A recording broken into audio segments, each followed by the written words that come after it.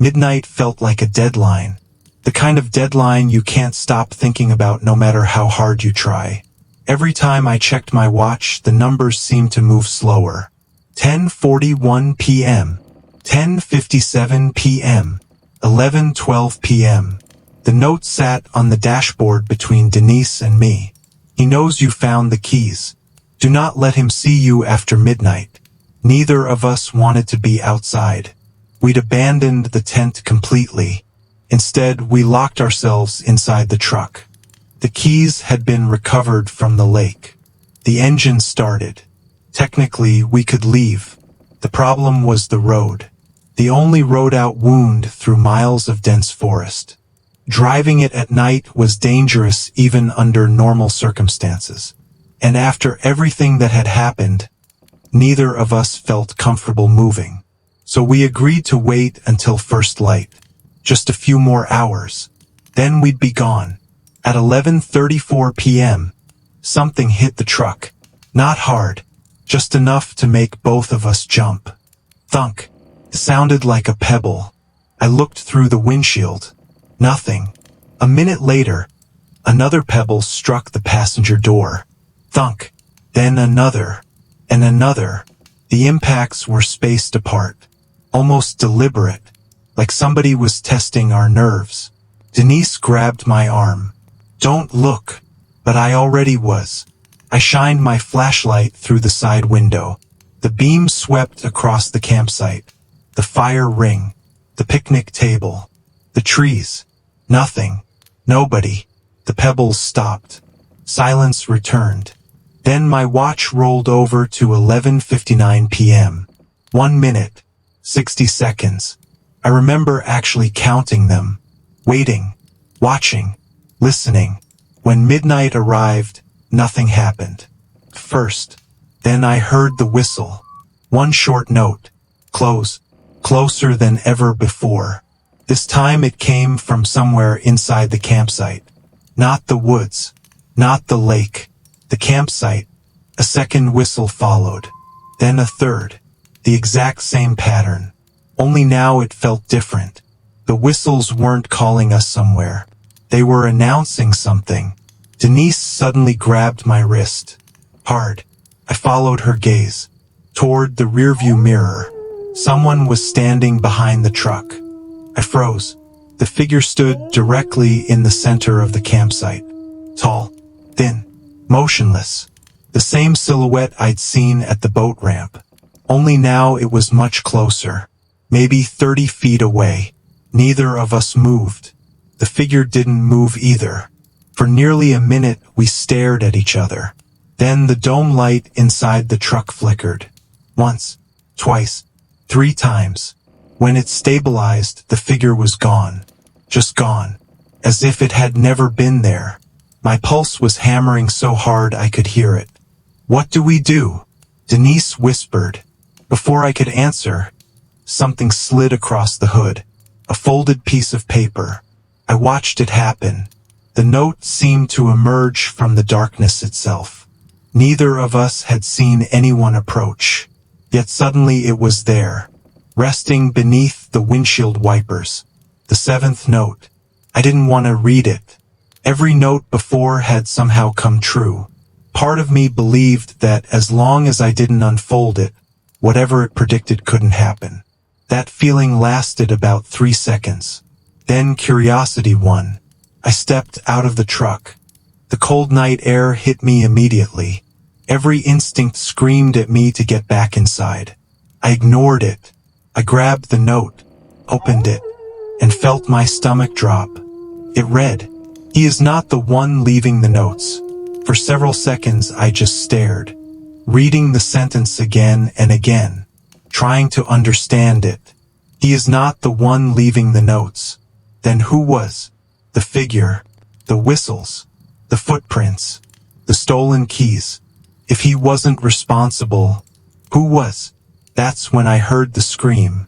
A man's scream, deep in the woods. The sound was pure terror.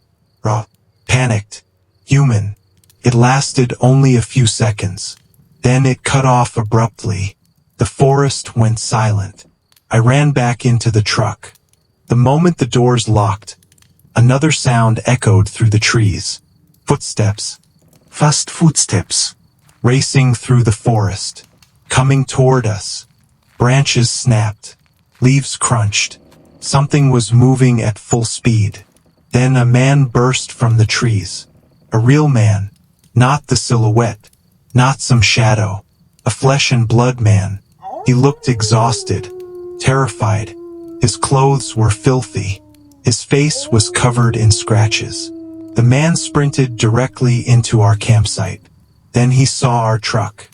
The relief on his face lasted less than a second, because immediately afterward, he turned around and looked back toward the woods.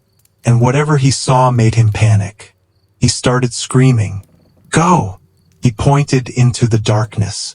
"Go now!" I rolled down the window. "What happened?" The man didn't answer. He kept backing away from the tree-line, shaking, crying. Then he shouted something I'll never forget. "It's still following me." The woods behind him remained completely still. I couldn't see anything. No movement. No figure. Nothing. Then the man looked directly past our truck, toward the lake. His expression changed instantly. Every bit of color drained from his face. And he whispered, "Oh God!" The man turned and ran. Not toward us. Not toward the road. Toward the woods on the opposite side of the campsite. Within seconds he disappeared. We never saw him again. Not once. Not ever. The second he vanished, I started the truck. I didn't care about the road anymore. I didn't care about the darkness. We were leaving. Immediately, the tires spun across gravel as we pulled away. For nearly 20 minutes, neither of us spoke. The forest swallowed the road on both sides. The headlights barely seemed bright enough. Then Denise suddenly reached over and grabbed my arm. "Mark!" Her voice was barely audible. I looked over. She was holding another note. My blood turned to ice. Another note. Inside the truck. Neither of us had brought it in. Neither of us knew where it came from. Slowly I unfolded it. The handwriting was identical. The final note. The note I mentioned at the beginning. It said, "You were never the people we were watching." I looked at Denise, then back at the note. Neither of us understood. Not then. We didn't understand until 2 weeks later. After I contacted forest officials. I wanted answers. I wanted to know if anyone else had reported strange activity around the lake. The ranger I spoke to was reluctant at first. Eventually he told me something. 3 weeks before our trip, a search operation had been conducted near that same lake. A man had gone missing. An experienced camper. Middle-aged. Alone. He disappeared without a trace. The search was unsuccessful. No body. No gear. No evidence. Nothing. Then the ranger mentioned something else. A witness. Another camper. Someone who claimed they'd seen a frightened man running through the woods late at night. A man screaming that something was following him. The sighting happened 3 days before our trip. 3 days. I sat there trying to process what I just heard. Because the terrified man we saw at midnight couldn't have been him. The dates didn't match. Yet the description was identical. Same age. Same clothing. Same injuries. Same panic.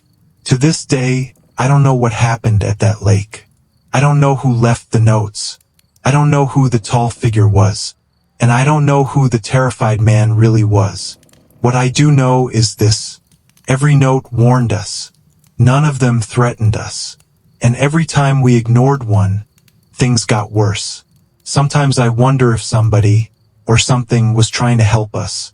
Other times I think the notes were leading us somewhere, keeping us there, making sure we stayed long enough to see whatever was happening at that lake. Either way, Denise and I never went back. And we never will. If you've ever had an experience while camping that you still can't explain, let me know in the comments. I read every one of them, And if stories like this are your kind of nightmare, consider subscribing. Because trust me, that wasn't the last strange thing I've heard happen in the woods.